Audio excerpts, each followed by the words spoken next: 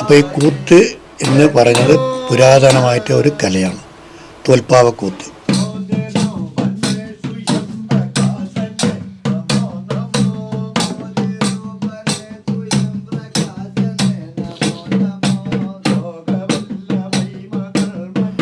അങ്ങനെ ഇരിക്കുമ്പോൾ ഇവിടെ ഈ മണ്ണൂർ പാലക്കാട് ജില്ലയിൽ 33 ക്ഷേത്രങ്ങളിൽ കൂത്ത് നടന്നു വരുന്നുണ്ട്.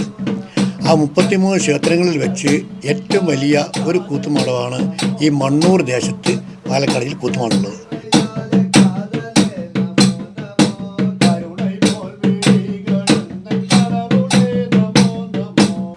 പണ്ട് ഈ ഓലപ്പാവയായിരുന്നു.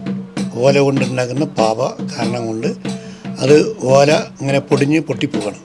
അപ്പോൾ അതുകൊണ്ട് ആ ഓലപ്പാവ നിർത്തി ഇപ്പം ഞങ്ങൾ തോൽപ്പാവയാക്കി. തോലാകുമ്പോൾ കുറേ കാലം പഴക്കമായി നിൽക്കും.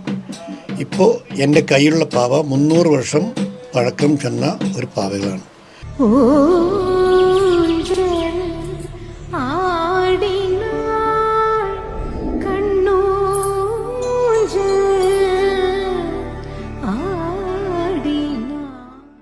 ഈ ഭഗവതിക്കാണ് കൂത്ത് കേൾക്കുന്നത്. ഭഗവതി ഇരിക്കുന്നത് ഇപ്പോൾ അവിടെ ഉള്ളിൽ താഴ്ചയാണ്. ആ താഴ്ചയിലിരുന്ന് കൊണ്ട് ഭഗവതിക്ക് പൊന്തിന്ന് കാണണം, അറിയുമോ? അപ്പം മുകളിൽ പൊന്തി കണ്ടാലേ ഭഗവതി ഒന്ന് കാണാൻ പറ്റില്ല.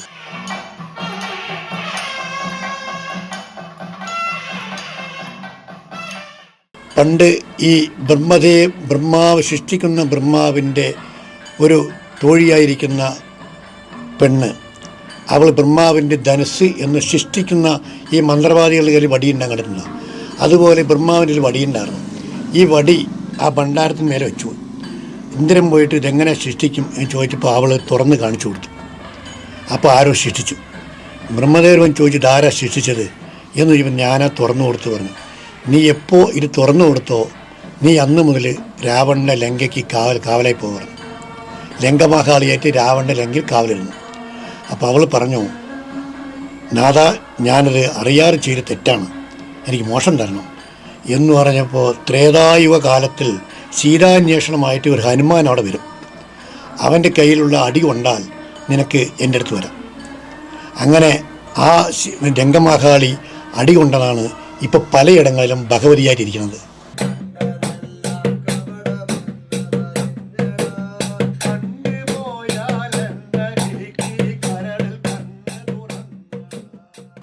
ഈ കമ്പരാമായണത്തിൽ എല്ലാ ചരിത്രങ്ങളും അതിൽ വരും.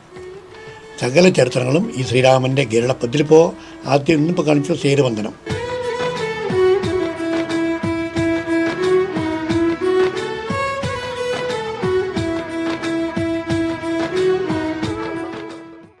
പാലക്കാട് ജില്ലയിലെ ഭഗവതി ക്ഷേത്രങ്ങളിൽ തലമുറകളായി നിലനിൽക്കുന്ന ഒരു അപൂർവ കലാരൂപമാണ് തോൽപ്പാവക്കൂത്ത്. ഒറ്റപ്പാലം ഭാഗങ്ങളിലായി നടക്കുന്ന ഈ സാംസ്കാരിക ഉത്സവം നിഴലുകളിലൂടെ കഥകൾ പറയുന്ന പാരമ്പര്യത്തിൻ്റെ ജീവനുള്ള സാക്ഷ്യമാണ്. വിശ്വാസവും കലയും കഥയും ഒരുമിക്കുന്ന കാലം താണ്ടി ഇന്നും തുടരുന്ന ഒരു ദൃശ്യവിസ്മയം.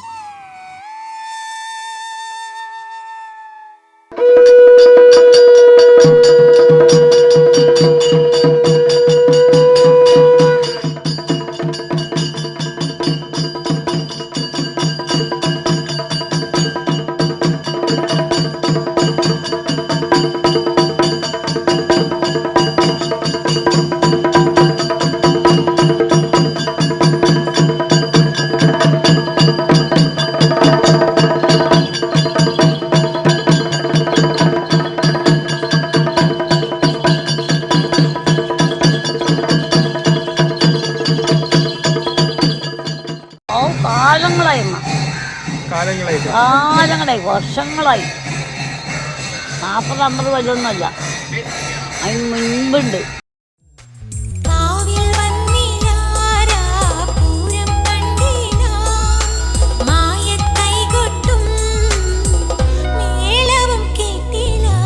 കരിമിഴിക്കുരുവിയെ കണ്ടില്ല, നിൻ ചിരിമണി ചിലമ്പൊലി കേട്ടില്ല, നീ പണ്ടേ എന്നോടൊന്നും മിണ്ടില്ല.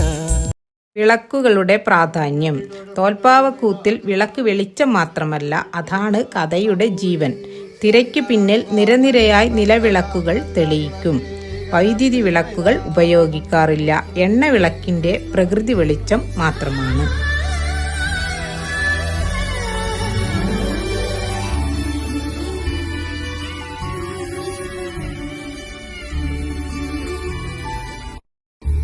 ഞങ്ങളത് 71 ദിവസം ഇവിടെ അവതാരം മുതൽ രാക്ഷസന്മാരെ ഉണ്ടാവില്ല.